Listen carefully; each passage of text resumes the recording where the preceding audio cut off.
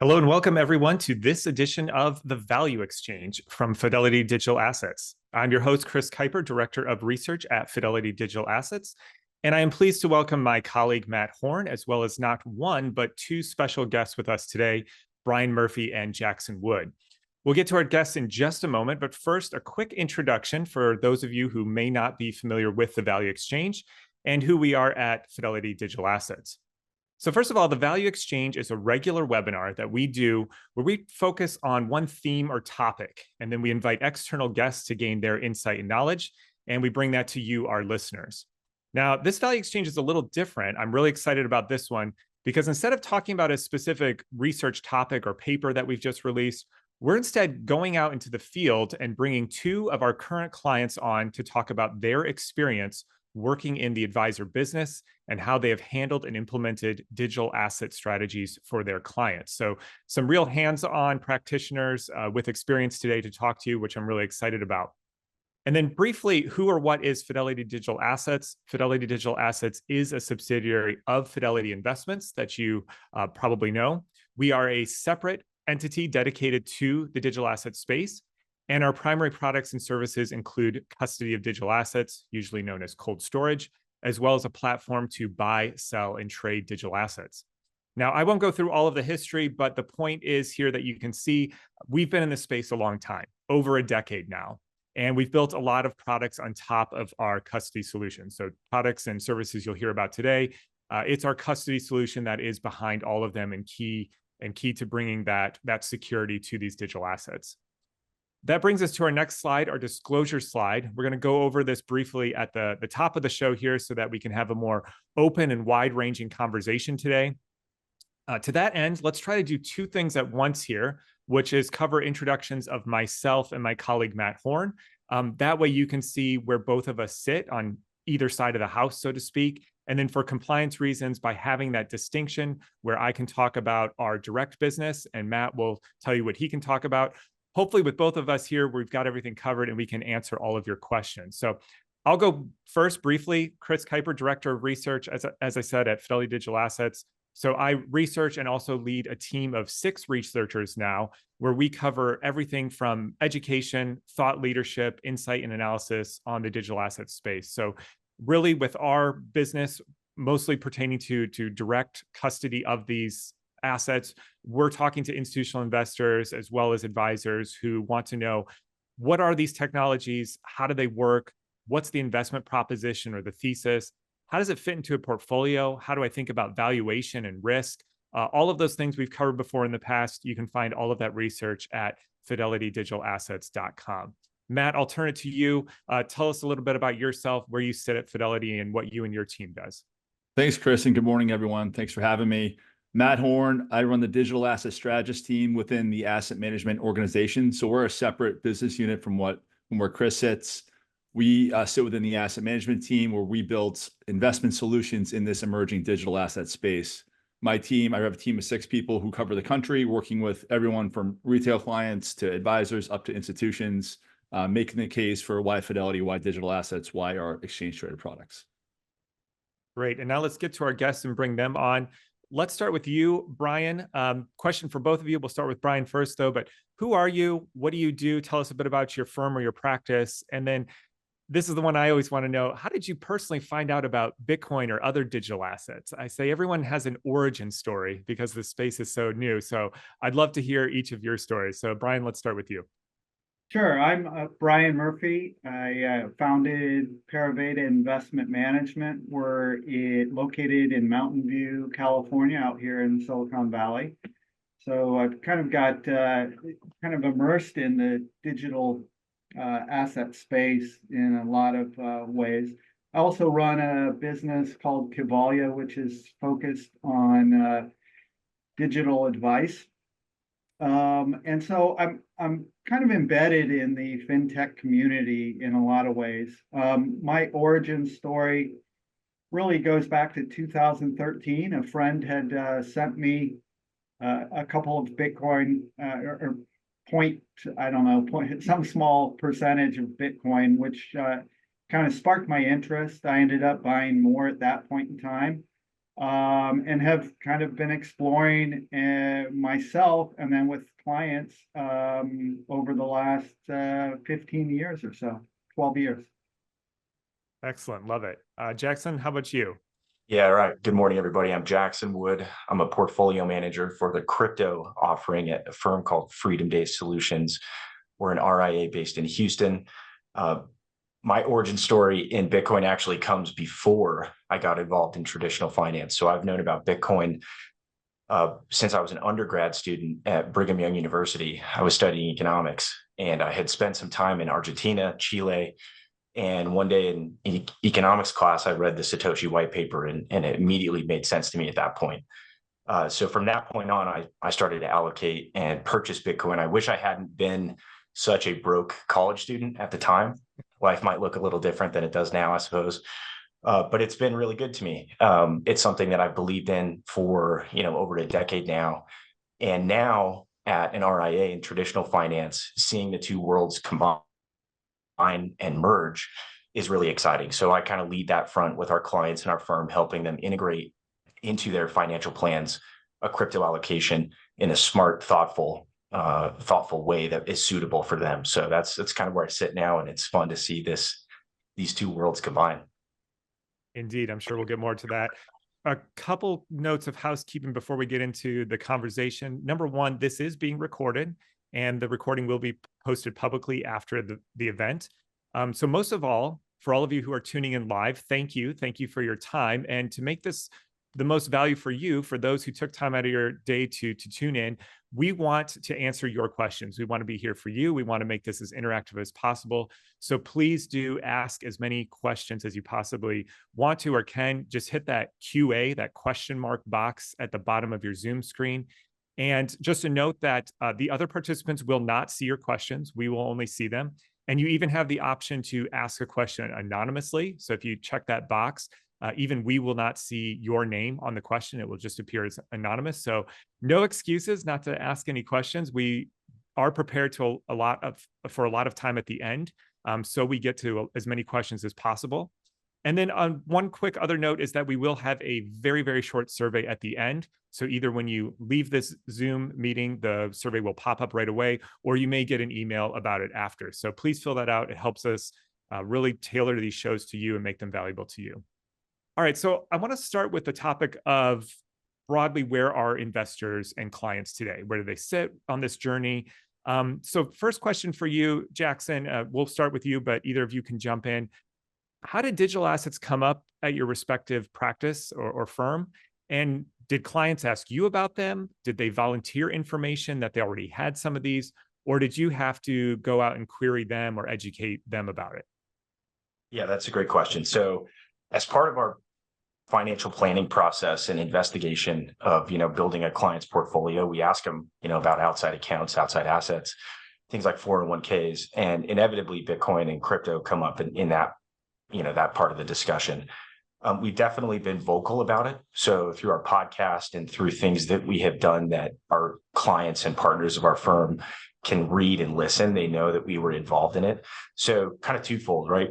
A lot of the clients and people we work for already had a crypto position. And as we did our job as fiduciaries and building these financial plans, we discovered it. And then also, us being vocal about the asset class is something that we believe in and something that we can run a professionally managed account on, that helped clients come forward with that information or spark their curiosity of, hey, I heard you guys talk about Bitcoin. What do you think about it for me? Is this something that I can explore? So we try to be vocal about it, but we also discovered that a lot of our clients already had the positions. And so it created a very kind of natural introduction to the asset class. And it made our relationships with our clients stronger. The financial plans were more thorough as we were able to include these asset classes. And so it's been a really good thing, not only for us at the firm, but for our clients to know that we have expertise in this and that we can help them every step of the way. So hopefully that answers the question there, but I think it was a natural thing. And then obviously with our younger clients,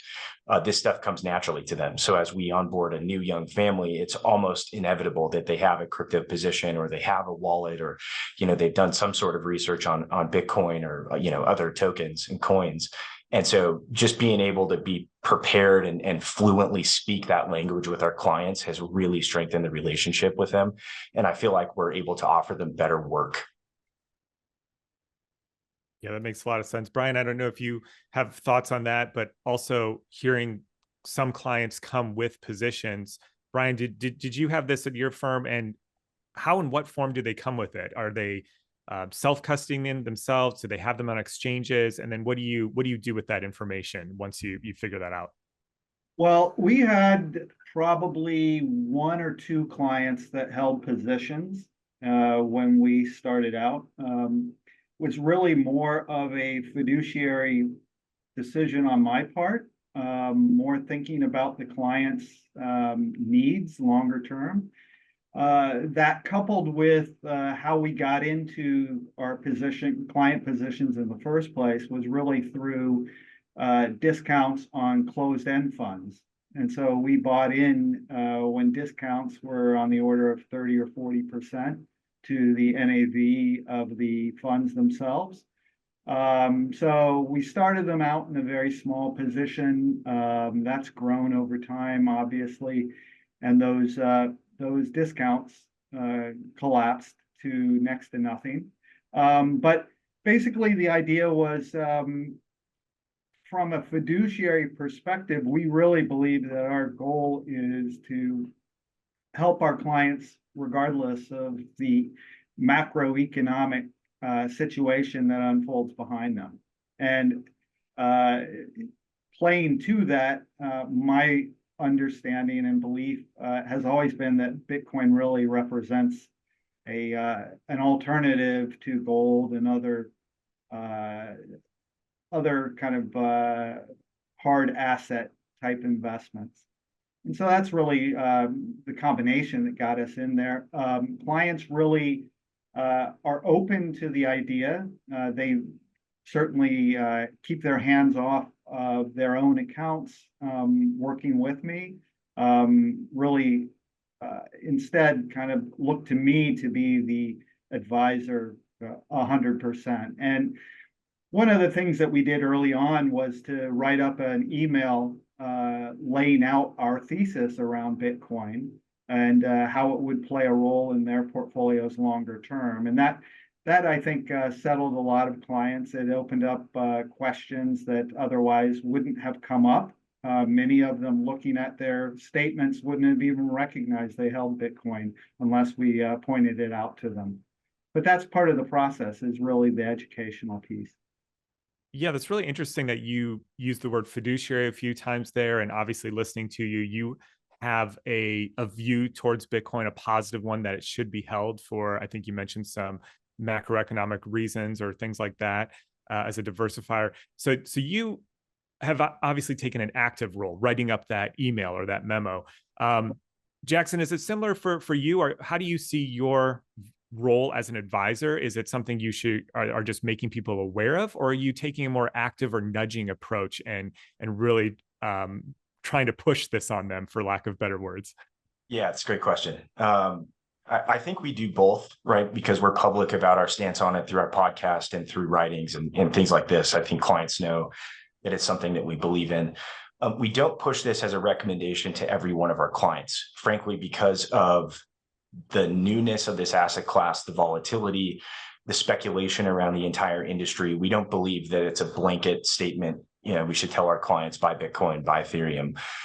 Instead, what we do is we go through, as we have our planning meetings and we're meeting with these different families, we keep it really simple, right? We believe that if they can answer two questions, how much is enough and am I going to be okay? And they check both of those boxes and they have excess capital on top of that, we can put some of that at risk in various asset classes, whether that's an individually managed equity SMA, whether it's private equity, or something along the lines of crypto, right? We believe it fits in the portfolio. So for those clients that can check the boxes, we know that they're on their way to their freedom day, which is our tip of the cap retirement day. And they want some additional exposure and some additional risk. We think that this is suitable for them. So if the client comes to us with a position that they've already initiated and they've already purchased themselves, we can obviously give them advice like we would on an external 401k or something like that. And then for those selective group of clients that we feel that this is suitable, that they've got a long duration, that they can handle the volatility, then we can recommend it and be proactive to them. And we very clearly define Bitcoin as a speculative asset class. So although we've got, over a decade now of proof, and I don't think that the Bitcoin blockchain is going away or crypto is going away anytime soon. We try to be very careful in how we frame it, and we make sure that the client understands the risk level going into this, the volatility that they can expect, some of the cycles, these big, long, drawn out cycles that we go through in the crypto world. We try to prepare them for that, and then we set it up inside of the financial plan so that they can withstand that roller coaster of a ride. And potentially, if we get the trade right and we're right on our ideas, it makes their retirement plan even better. They've got more money than they planned on, and also along those lines, when we get to position sizing for those clients that we actively reach out, we would never start this as an overweight position, right? We're very, very careful when we look at position sizing as we enter the trade. We wouldn't ever recommend more than maybe 5% of your liquid net worth in one of these starting position sizes. If we happen to get the trade right and that grows and it's 25, 30, 40% of their liquid net worth as a result of the output, not the input, then we're thrilled with that.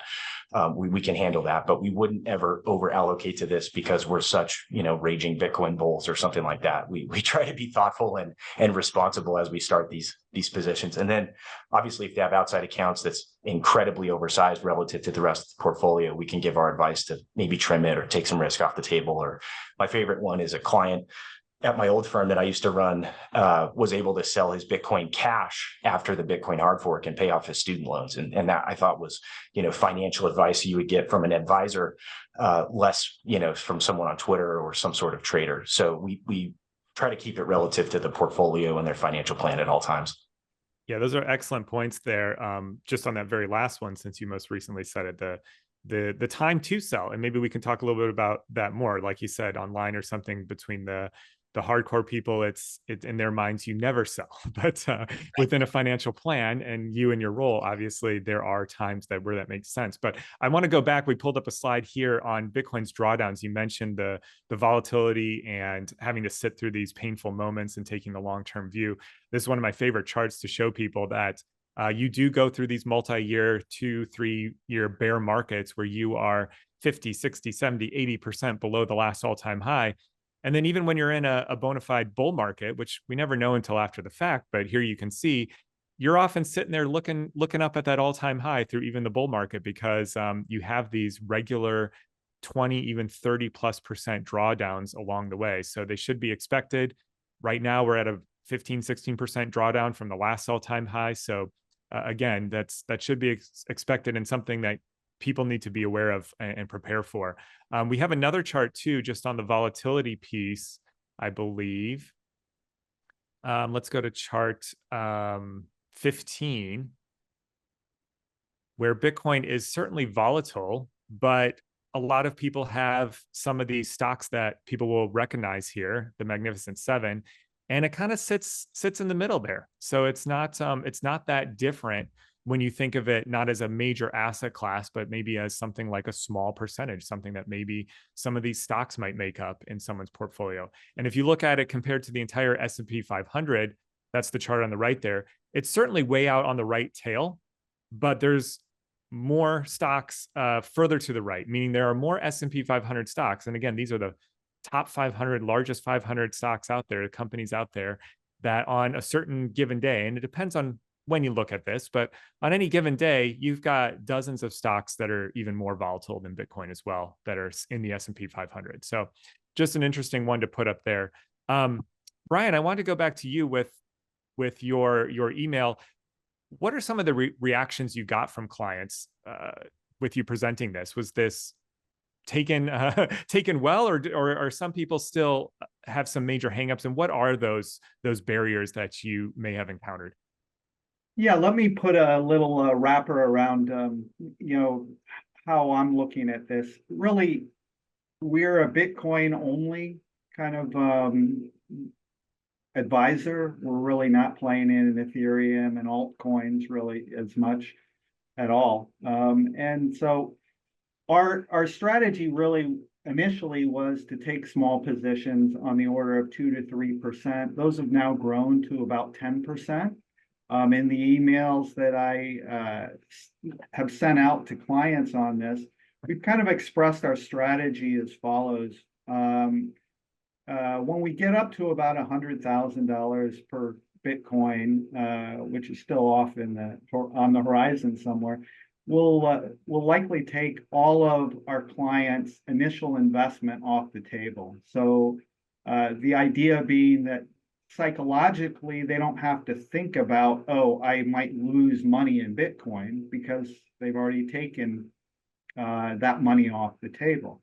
At that point in time, they'll probably still be in the order of 12 to 15% exposure, which is absolutely high. But it's this is a long-term strategic allocation from our perspective. It's not really about trading or where we get in, where we get out type of a position. So we actually view it as kind of a long-term fundamental piece of the pie for our clients. And we don't see a need to kind of scale them back beyond taking their initial investment off the table. That's really interesting, that psychological component of taking off the initial investment, kind of relieving that cognitive dissonance maybe for people, Right. rather than just a strict rebalancing or something like that. We've seen all flavors of that. Matt, we'll bring you in here because you talk more out in the field to advisors, I think. What are some typical strategies, or maybe if you even want to go into allocation percentages that you've seen across the board, just to give some idea of what we're looking at here? Yeah, it's going to vary widely based off the advisor's, familiarity with Bitcoin, this emerging asset class, and also the client, demand for it. I'd say generally speaking, it's similar position sizes to what was mentioned already.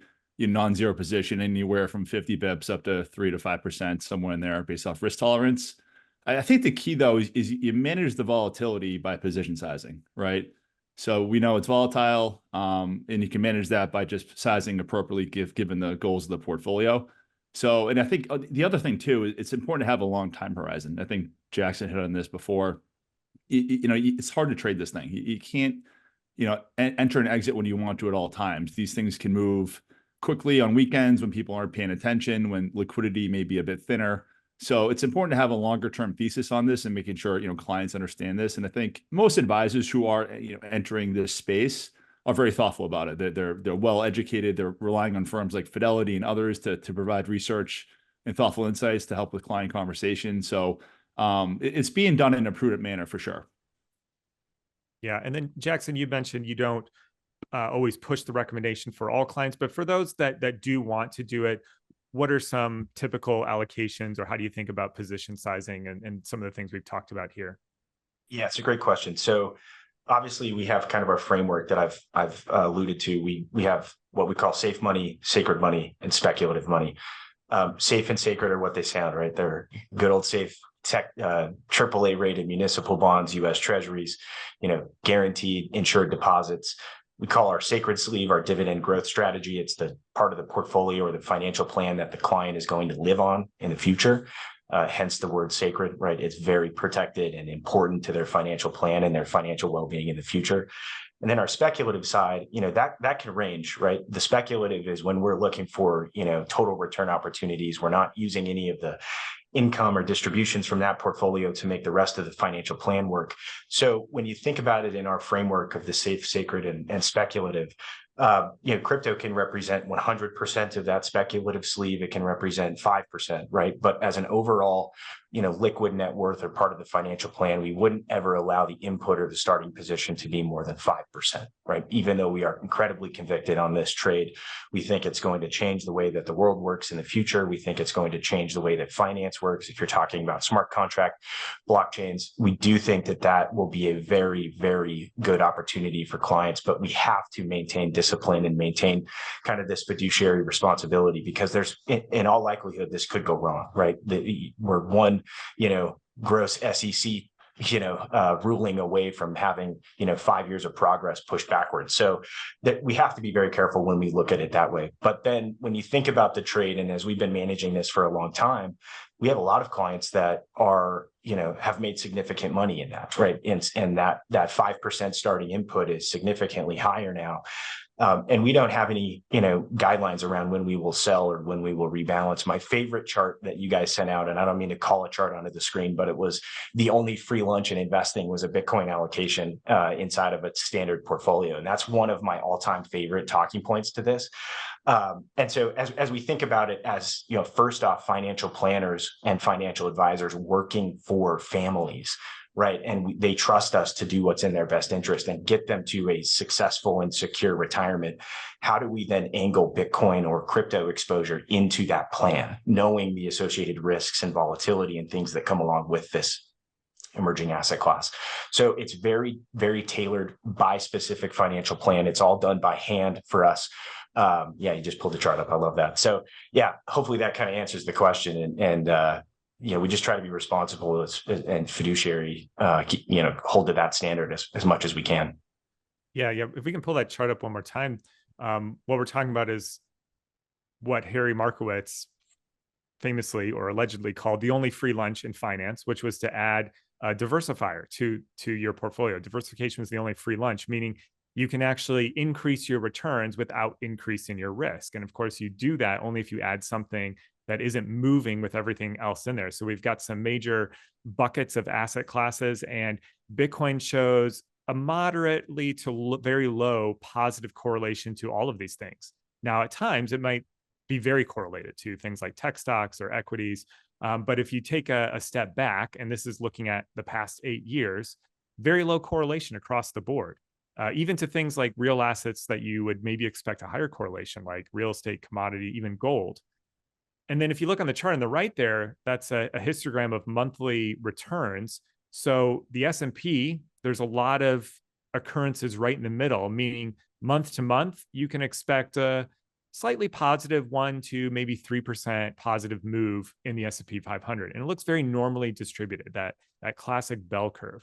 And then you got Bitcoin in orange, of course, and it's like turning the whole thing inside out. You've got very little in the middle where the S&P 500 is, and you've got a lot of stuff on either end. But of course, the key thing to realize is that there's more on the right side than the left. So it's positively skewed. And so this is where Bitcoin comes in, and it fills in these gaps, or fills in these other holes where these other assets don't. That is one of my favorite charts there. Jackson, you mentioned talking about how this fits into a portfolio, the not safe, not sacred, but speculative, I think it was, which I love that like 3 S's. I've never heard that. It's a great framework. Are people viewing this as high flying speculative stuff? Because hearing you and Brian talk, you have a lot more conviction that this is a core idea that's going to change the world. How do you think about this, or how do you market it to your clients? Like, is this just a high flying tech play or something incredibly speculative way out on the curve? Or is this something a little more core and fundamental that they need to really consider adding for a longer time period? Yeah, great question. So I don't think I can answer that specific to the crypto asset class as a whole. I think much more on the speculative side as a, long-term, almost private equity like investment or tech investment on, things like Ethereum and, other coins that are similar to Ethereum with smart contract capabilities. They're trying to do something other than what Bitcoin is trying to do. So Bitcoin, I think, is much more mature. It's much more stable at this point. We've got a longer track record. The idea of being sound money, global sound money, that isn't, controlled by a central bank, that's less so on the tech or the highly speculative, disruptive kind of investment thesis that you would see on those other coins. So we do try to draw a line between Bitcoin and other cryptocurrencies. Bitcoin is much more stable, right? But we still lump it into our speculative bucket simply because there's a lot of unknowns. As time goes on and as the Bitcoin continues, to work and be perfect as it always has been, I think that speculative aura around Bitcoin will go away slightly. People don't look at gold as a speculative asset, right? I think Bitcoin will move into that space as it continues to mature and people continue to adopt Bitcoin. And there are a lot of people out there that are helping do that. We're strengthening this long-term thesis of Bitcoin. And that really does click with clients pretty naturally. That's what first clicked with me back in 2012. And ever since, right, I've just believed it's a very good form of money. And then I just wrote a paper on this for Ethereum, right? As these smart contract blockchains set out to disrupt their specific industry or their target, we'll have to see what happens. We think that that's much more speculative, much more variable in terms of the outcome there. There's a lot that needs to go right for these projects to be long-term successful and to disrupt the industry that they're trying to disrupt. But it's something that we think can happen. And up to this point, we've seen good evidence that it is happening, whether it's, slowly or all at once. So we try to classify the different crypto strategies separately. I don't think it's fair to Bitcoin to lump it into, something like a, Solana or an Ethereum or something like that. But at the same time, we try to make sure we understand and our clients understand why we would allocate to these more speculative, younger projects. Yeah, that makes complete sense. We take a similar view. Brian, I'm curious to hear your thoughts here as the one who said you're Bitcoin only.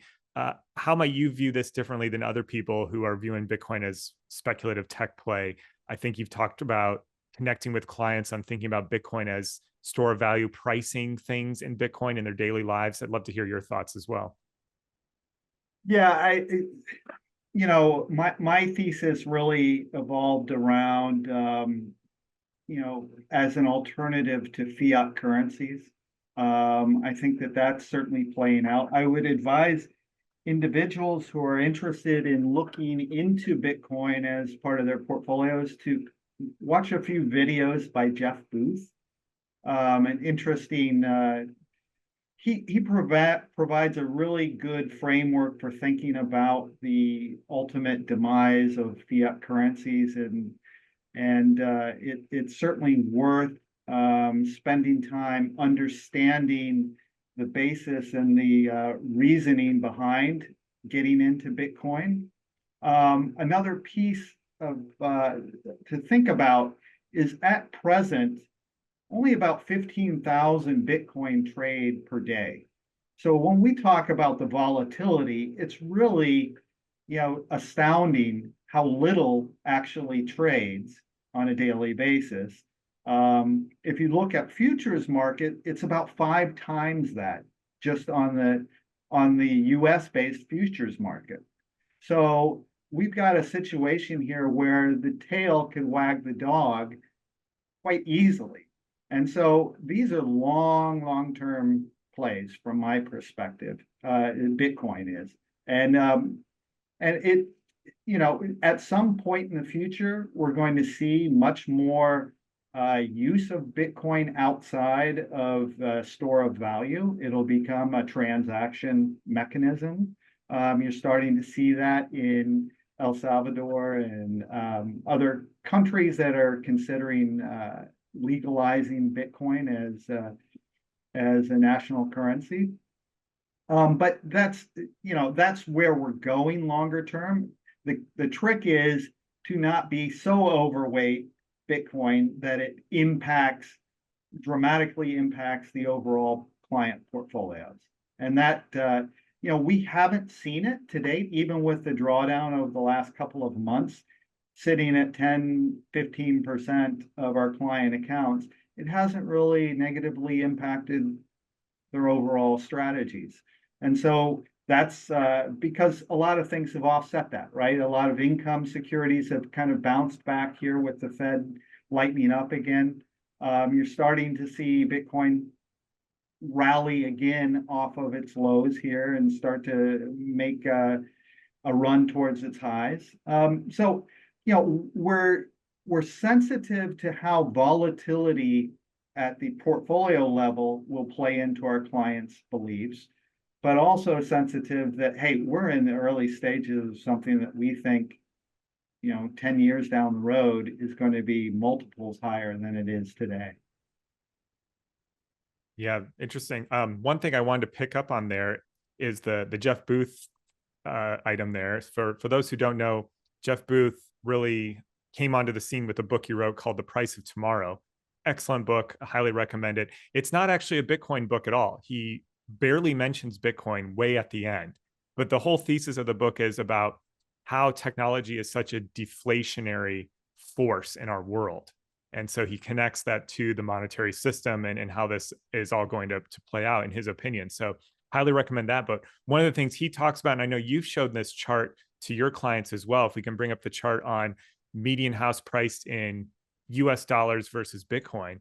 I think this one's a powerful thing when you start talking about these deflationary factors with measuring something in Bitcoin, something with a fixed supply rather than in fiat currency terms, US dollar terms. So to be clear, this is showing the median price for a US home in US dollars. So in that middle column, you see the median price has gone up a lot, right? Especially in the last few years. But then you compare that and you turn that price into what it would cost you in terms of number of Bitcoin, save for a few years where it fluctuates a little bit, the general trend is obviously down. And you can do this with almost anything, obviously with Bitcoin's performance. You can go into the Federal Reserve, St. Louis Federal Reserve database, public database, and you can chart anything in terms of Bitcoin, eggs, cars, houses like this. It's absolutely fascinating to see. So another interesting way, I think, to get clients to think about this concept. All right, we've got one final section to get to that I want to spend a few minutes on before we get to Q&A. This one might be a little more for Matt, and then we've got a lot of questions that have come in, so I want to give a good 15 plus minutes for questions or more. But this last question is about the playbook. So given you're both practitioners, you're in the field, you're doing this day in, day out, what does this typical playbook look like? Let our audience know the actual block and tackling here. What products are you using? How did you go about doing it? What are some of the roadblocks you encountered? Jackson, we'll start with you on this one. Yeah, so as longtime Bitcoin believers, we obviously love owning the actual asset in a wallet, first and foremost. That is our preferred allocation. We think that gives you the capability to use Bitcoin to its full purpose and full design. And so that's why we did partner with Fidelity Digital to offer that to our clients, directly held crypto positions inside of their own wallet, that we have the ability to rebalance, to manage, to handle distributions, contributions, whatever's going on in the financial plan. And that's our preferred method, right? Because if this does work long term, and it becomes what it is supposed to become and what Satoshi set out for it to be, you're going to want to hold a wallet that you control and that you can send the Bitcoin through the blockchain and use it for purchases or whatever you want to do with the position. That being said, I think that the ease of purchasing Bitcoin or getting Bitcoin exposure through an ETF or some sort of vehicle like that, and I won't mention which ETF is our preferred one, but I think it's known. That gives you the exposure right away, right? And so that can do a lot for a portfolio. When you look at that rebalance slide and the only free lunch in investing, you can do that very easy inside of your Roth IRA or your brokerage account or whatever, right? And so that does make a lot of sense. But ultimately, at the end of the day, we want to hold the coins. We want our clients to own them. We want them to be controlled by the client. And then thankfully, they have signed on to have us help them manage that with our partnership at Fidelity Digital. And so that's why we did as much research as we did. And we ultimately rolled this out as an SMA offering, for other firms. We decided to plow forward and get that done as quickly as we could. And we think that brings tremendous value to the client when we actually own these assets, and other advisors, I think, would agree. Right. And so, yeah, we went through all the trouble to build that, and the team with Fidelity. I don't want to make this me, screaming Fidelity's praises the entire time I'm talking here, but it has been absolutely wonderful. We are very, very proud of our relationship with Fidelity. Their customer service team, onboarding team has been absolutely incredible for us. We have no complaints whatsoever, and the technology, the platform is fantastic. It's everything that we needed as fiduciaries in a directly held, directly owned crypto portfolio. The trading capabilities are second to none. So we're really proud of what we've built. Yeah, thank you. And then Brian, how about you? What does your playbook look like, or what did your process look like for this? Well, the playbook is very similar longer term, which is to get clients holding coins in their wallets. through a custodian, potentially, so that they don't have to deal with keys. Along the interim part of the plan, we initially legged into closed-end funds prior to ETFs being launched. As mentioned, those have paid off pretty well. The closed-end fund that we were using will be merging into an ETF in the near future. So we'll hold that for clients. Most of my clients are not technically savvy enough or not interested enough at this point in time to probably hold their own wallets. But there will be that will be part of the education process that I pursue with them over the next couple of years. Basically outlining what the difference is between an ETF and holding the coins yourself, and why there is a better opportunity for them longer term in holding the asset themselves as opposed to through an ETF. One of the big issues that have arisen, and that many advisors recognize that, but those who aren't in the space probably don't, is that ETFs are cash settlement instruments. And maybe Chris, you can kind of, or Matt can walk through that a little bit to really distinguish them, and what that would mean for an advisor and their clientele. Yeah, I'm happy to hit on some of this. So Fidelity as a firm at a high level really is trying to meet advisors and their clients where they are on this digital asset journey. I've been in this game for 5 years now, and for a while it was just private funds, or kind of the advisor would have to kind of ignore it or just tell a client to go somewhere else and not be able to really advise and incorporate much guidance on the portfolio to include digital assets. And we've come so far as a firm in 5 years, and really, I'd argue it's sort of the golden era right now for advisors that want to include digital assets, with Fidelity. You can either go direct, like you guys are talking about, and have it incorporated in a view across different asset classes, on platform, which is great.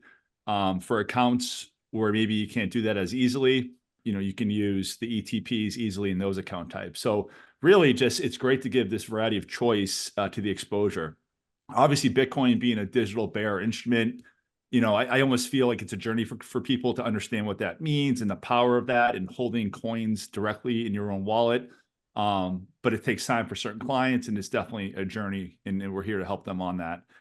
With the cash, create, redeem, most exchange traded products or exchange traded funds, as we know, the beauty and efficiency of the ETF structure has been the ability to in-kind securities in and out of the fund or the trust, right? That was sort of how we've seen most other ETFs operate. Regulatory guidance on these products afforded only cash, create, redeem, which still happens. It's happened for many asset classes. A lot of active strategies are cash, create, redeem. In this case, it's just it's more in the background for clients. They don't necessarily get involved at all in this. This is just how we run the fund. And there was some, I think, concern on the tax implications of that when the guidance came down right before launch. But we've done a bunch of research on this and due diligence. We put out a paper, happy to share it later, on the institutional.fidelity.com website, that talks about how the tax efficiency of the setup is still the same, more or less, than in kind. So it's more just an operational thing. Essentially, the regulators didn't want registered broker-dealers touching spot Bitcoin, so they had to be a cash create process there. But to the end investor, these ETPs are tracking spot price very well, and they're holding, safely holding Bitcoin in wallets. Excellent. All right, so we'll get to Q&A here. We've got a few dozen, so thank you for those. And you can keep them coming in. If we don't get to them, we'll try to follow up with you and get those questions answered as well. So don't despair if we run out of time here. But Casey, let's go to our first question you have for us. So just one quick question off of that kind of pros and cons you just were going over, Matt, that came in. Is there any account limitations for using ETPs? No, and that's sort of the beauty, I guess, of the exchange traded product structure, and why it was such a seminal moment for digital assets when this was approved. These can be held really in any account type and registration type that you can hold any security. So that's the beauty there, and that's why I'm still super bullish and optimistic about us launching these products this year, because there's still so much capital that can now access this asset class seamlessly in a comprehensive manner. That's still, it's a journey everyone's on, right? I'd argue right now for the advisor space, the RIA community is leading. They're first, and we're working with a lot of broker-dealer type platforms for approval. But RIAs, I'd say, have been in this game the longest and doing a great job there. And we'll see more adoption over time. It just takes some time there, and the ETP structure is going to really democratize access. Excellent. What's our next question, Casey? So next one is around the custody issue, which we kind of talked a little bit about, but wonder if Jackson and Brian, you can maybe go a little bit more in depth on how you tackle that conversation and that education. The example that someone mentioned was, the not your keys, not your coins. That's such a mantra that comes up, especially around, Bitcoin culture. So how do you educate around that and get people kind of to bring this into their broader portfolio? Yeah, I'll take this one, Brian. So I think there are pros and cons with, owning Bitcoin as a bearer asset and controlling the keys yourself. I think obviously that is by design, right? I think I love that idea of being able to custody my own form of currency. I'm in charge of it. It's not reliant on any third party or any other person besides me. That being said, I had my own difficulty with this as I first purchased Bitcoin in 2012. I lost my keys for a minute. And so it took until 2017 for, me to figure out how to get back into my wallet. So when we bring this to a client, we're very, upfront about the pros and cons. Obviously, we do have the added element of trusting the third party when it's custodied with someone other than themselves. And for a lot of folks, including myself, that's worth the additional risk, right? One thing that comes up in conversation that is very powerful is if there are two spouses, one of them is complete, Bitcoin fanatic and loves this and wants to self-custody. What happens in the event of them passing and the surviving spouse is left reading this laminated document that they pull out of the safe that they might not have the combination to? Then they have to put the thumb drive into the computer and refresh it, bring it up to speed. And then there are so many potential fumbles that surviving spouse can go through while obviously going through the grieving process of losing a spouse or a partner or whatever. And so we're just very open and upfront with our clients that it does require an additional layer of trust here. And that's, again, why we partnered with Fidelity, because we think that they're very, very good at this process of securing these coins and these tokens and this money for our clients who we serve. And so there's various forms of security that we go through. I won't get too into the weeds in terms of onboarding, but there's an authenticator app. There's visual verification required if there's a withdrawal above, X amount of dollars. There's all these different things that they have put in place to keep these coins safe and secure. And we think that is very, very beneficial. And the clients of our strategy have said, yeah, we think that this is great. We're going to go in and understanding that they're not controlling their own wallet themselves. And so, yeah, I think you just have to kind of compromise on what's most important to you and what you can live without or want in terms of your allocation.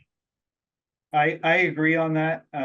Basically, I would be biasing my clients towards bearer instrument in their own wallet, but most of them aren't there yet. And so how do we handle that? We use ETPs at present, recognizing that maybe they're not optimal, but it gives them the exposure they need at this point in time. And we'll work with them over time to get them to a more of a bearer instrument type of a setup.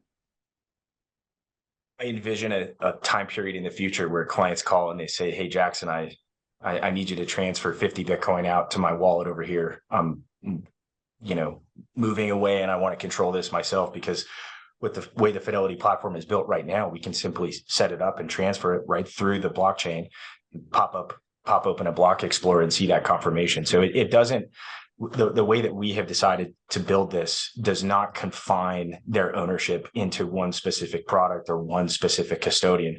Obviously, while it's with us and while we are managing it, we get the full roster and every part of the playbook that Fidelity has built. But if there ever was a point where a client wanted to self-custody, it doesn't even require a sell. we can just go in and simply transfer the coins. We've done that for clients on the way in. When they have an outside account they want to bring in, the entire team on our side plus the Fidelity team pops up, and we very carefully orchestrate a transfer from an external wallet right into their Fidelity wallet.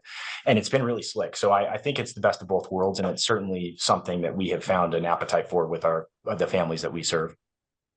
Yeah, that's excellent. It's amazing the optionality you have. It can be more confusing and bring a lot more questions, but it's also nice to have that optionality. So excellent answers there.